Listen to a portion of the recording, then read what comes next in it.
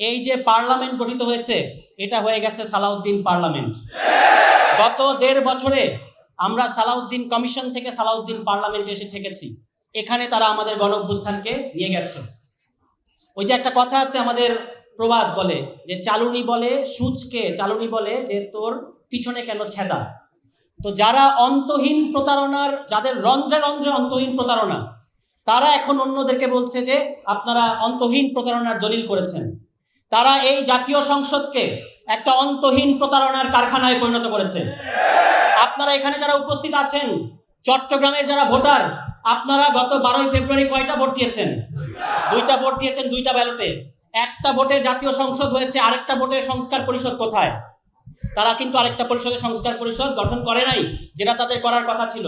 এবং এই কারণে আমি বলেছি যে তারা এই সংস্কার পরিষদ গঠন না করে এই পার্লামেন্টকে অন্তহীন প্রতারণার কারখানায় পরিণত করেছে এবং সেখান থেকে ক্রমাগত বাংলাদেশের জনগণের উদ্দেশ্যে মিথ্যাচার করে যাচ্ছে। অবশ্য তাদের সংসদের ভাষায় বলে অসত্য। তাহলে অসত্য কথা তারা বলে যাচ্ছে। গত নির্বাচনের আগে অক্টোবরের 30 তারিখ তারা সংবাদ সম্মেলন ডেকেছিল বিএনপির স্থায়ী কমিটি। সেখানে সালাউদ্দিন আহমেদ উপস্থিত ছিলেন, বিএনপির মহাসচিব উপস্থিত ছিলেন। সেখান থেকে তারা বলেছেন যে অন্তর্বর্তী সরকার কোনো আদেশ জারি করতে পারবে না, কোনো জুলাই সনদ বাস্তবায়ন আদেশ অন্তর্বর্তী সরকার জারি করতে পারবে না। তাহলে কে করবে? ওই যে তাদের পছন্দের রাষ্ট্রপতি বলেছেন যে রাষ্ট্রপতি একটা আদেশ জারি করতে পারবেন। এখন আপনারা দেখতে পাচ্ছেন বিএনপি কিন্তু ফ্যামিলি কার্ড ওই শুধু গরিবদের দিচ্ছে, ব্যাপারটা তা না। আসল ফ্যামিলি কার্ড কোথায়? বিসিবিতে। দেখছেন না, স্থায়ী কমিটির 3 জনের সন্তানকে বসা দিচ্ছে, আসল ফ্যামিলি কার্ড দিয়ে বেড়াচ্ছে বিসিবিতে। তো সব জায়গায় ফ্যামিলি কার্ড দিলেও তাদের কিন্তু একটা নিজস্ব রাষ্ট্রপতি নাই। এই রাষ্ট্রপতিকে দিয়ে তারা আদেশ দেওয়ানোর কথা বলেছে। অন্তর্বর্তী সরকারকে তারা জিম্মি করেছে এবং অন্তর্বর্তী সরকারকে জিম্মি করার মধ্য দিয়ে আমাদের বাংলাদেশ জামায়াত ইসলামী সম্মানিত সেক্রেটারি জেনারেল বলেছেন যে লন্ডন কনস্পিরেসি করেছে তারা। এবং এই লন্ডন কনস্পিরেসি করে অন্তর্বর্তী সরকারকে জিম্মি করে, ওই যে বলে না আমাদের মাননীয় প্রধানমন্ত্রী বলছেন না নির্বাচনের আগে, গুপ্ত গুপ্ত। হ্যাঁ, তো আপনারা জানেন, বলেন তো অন্তর্বর্তী সরকারে বিএনপির গুপ্ত এজেন্ট কে? অন্তর্বর্তী সরকারে বিএনপির গুপ্ত এজেন্ট হচ্ছে বর্তমান পররাষ্ট্রমন্ত্রী। তিনি হচ্ছেন বিএনপির গুপ্ত এজেন্ট এবং অ্যাটর্নি জেনারেল, তিনি তো তাকে গুপ্ত বলার সুযোগ নাই, তিনি তো প্রকাশ্য এজেন্ট, এই যে এখন যিনি আইনমন্ত্রী। তো এই এজেন্টরা অন্তর্বর্তী সরকারকে জিম্মি করে, প্রধান উপদেষ্টাকে জিম্মি করে তারা লন্ডনে নিয়ে গেছে এবং তাদের নিজেরই স্বীকারোক্তি যে ট্রফি দিয়ে এসেছে ডক্টর ইউনূস। কিন্তু দোষ দেওয়ার সময় বলে যে অন্তর্বর্তী সরকার হচ্ছে জামায়াত এবং এনসিপির, কিন্তু আসল মধুটা কিন্তু তারা খেয়েছে। তারা নির্বাচনের তারিখ ওখান থেকে নিয়ে এসেছে লন্ডন কনস্পিরেসিতে এবং এটার পরে বাংলাদেশে এসে তারা একটা নির্বাচন আয়োজন করেছে। সেই নির্বাচনে বাংলাদেশের জনগণ তাদেরকে 51% ভোট দিয়েছে, আর গণভোটে ভোট করেছে কত পার্সেন্ট? 70% ভোটকে তারা এখন বলছে অস্বীকার করে যাচ্ছে। শহীদ প্রেসিডেন্ট জিয়াউর রহমানের দল, বেগম খালেদা জিয়ার দল, যারা দুজনই 2টা গণভোট দিয়েছিলেন। কিন্তু এখন জনাব তারেক রহমান মাননীয় প্রধানমন্ত্রী, আমি বলেছিলাম যে নির্বাক চলচ্চিত্র, পরে দেখলাম যে বোল্ড ফুটেছে, কথা বলা শুরু করেছেন, ভালো। কিন্তু আপনার উদ্দেশ্যে আমরা বলতে চাই, আপনি গণভোটে হ্যাঁর পক্ষে ভোট দিতে বলেছেন, আপনি গণভোটে হ্যাঁ দিয়েছেন, তো আমরা বিশ্বাস করতে চাই যে আপনি গণভোটে হ্যাঁ দিয়েছেন। কিন্তু এখন তাহলে কেন এই গণভোট বাস্তবায়ন করছেন না? বিএনপির উদ্দেশ্যে শুধু আমাদের বক্তব্য হচ্ছে এটা, যদি সোজা পথে না থাকেন, যদি সিরাতুল মুস্তাকিমকে আপনারা না মানেন, তাহলে কিভাবে আঙুল বাঁকা করতে হয় এটা আমাদের আজকে যে সংসদে 11 দলীয় জোট, তাদের যে একটা আপনাদেরকে সহযোগিতা করার মানসিকতা, এটাকে আমাদের দুর্বলতা ভাববেন না। আঙুল যদি বাঁকা করতে হয় তাহলে 11 দলীয় ঐক্য জোট আঙুল বাঁকা করবে।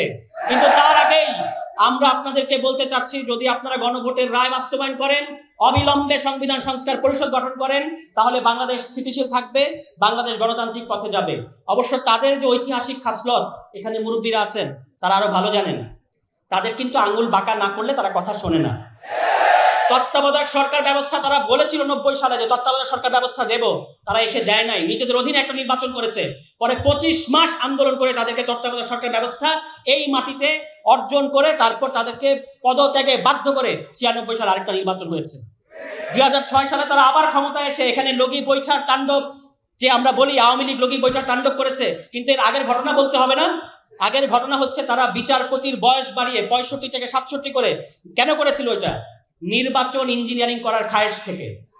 এই কারণে আমি বলেছিলাম যে বিএনপি হচ্ছে একটা ব্যর্থ আওয়ামী লীগ, আর আওয়ামী লীগ হচ্ছে একটা সফল বিএনপি।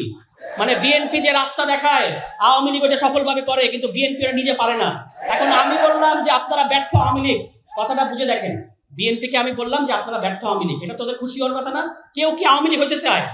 কোনো মানুষ কি আওয়ামী লীগ হতে চায়? তা আমি বললাম আপনারা ব্যর্থ আওয়ামী লীগ, এরা দেখে রাগ করেন। তাই আমি বলছি আপনারা কি সফল আওয়ামী লীগ হতে চান? নিশ্চয়ই তারা সফল আওয়ামী লীগ হতে চায় না। এখন যে রাস্তা তারা দেখায়, ওই রাস্তা কিন্তু আওয়ামী লীগ করে ফেলে। তাদের এক কোহিনূর ছিল না, এক পুলিশ, এরপর ওইটা তো ঠিক মতো কাজ করতে পারে নাই, এরপর আওয়ামী লীগ আনলো কাকে? হারুনকে। যে যে কাজ বিএনপি করছে কিন্তু ঠিক মতো করতে পারে না, ওই একই কাজ আওয়ামী লীগ আরো সফলভাবে করে দেখাইছে। এখন সফল আওয়ামী লীগের পরিণতি হয়েছে আজকে তারা ভারতে পুরো দল পলাতক। আপনারা কোথায় যাবেন? আপনারা কোথায় যাবেন? বাংকার করবেন আর কি আরো যেন কি করতেছে, ট্যাঙ্ক, বাংকার, কোনো কিছু করে লাভ নাই। যেদিক দিয়ে ঢুকবেন সেখানেও বাংলাদেশ, যেদিক দিয়ে বেরোবেন সেখানেও বাংলাদেশ। তাতে বাংলাদেশের মানুষের উপরে শিশির ভাই বলেছেন যে জনগণ হচ্ছে সংবিধানের বাপ।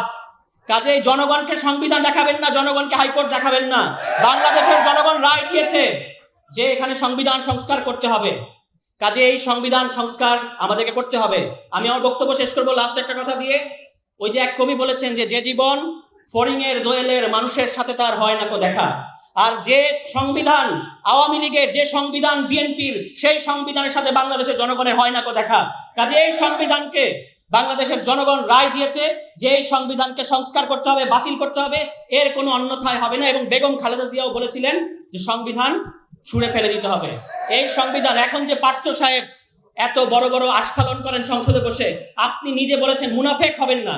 বিকালে এক আলোচক বলেছেন যে বিএনপির নাম এখন হয়ে গেছে বাংলাদেশ নাফরমান পার্টি। এই বাংলাদেশ নাফরমান পার্টি যদি না হইতে চান তাহলে ভালোয় সোজা পথে আসেন, সংবিধান সংস্কার পরিষদ বাস্তবায়ন করেন, গণভোট বাস্তবায়ন করেন। আর যদি না করেন তাহলে বাংলাদেশের জনগণকে নিয়ে কিভাবে আঙুল বাঁকা করতে হয় এটা 11 দলীয় ঐক্য জোট দেখিয়ে ছাড়বে ইনশাআল্লাহ।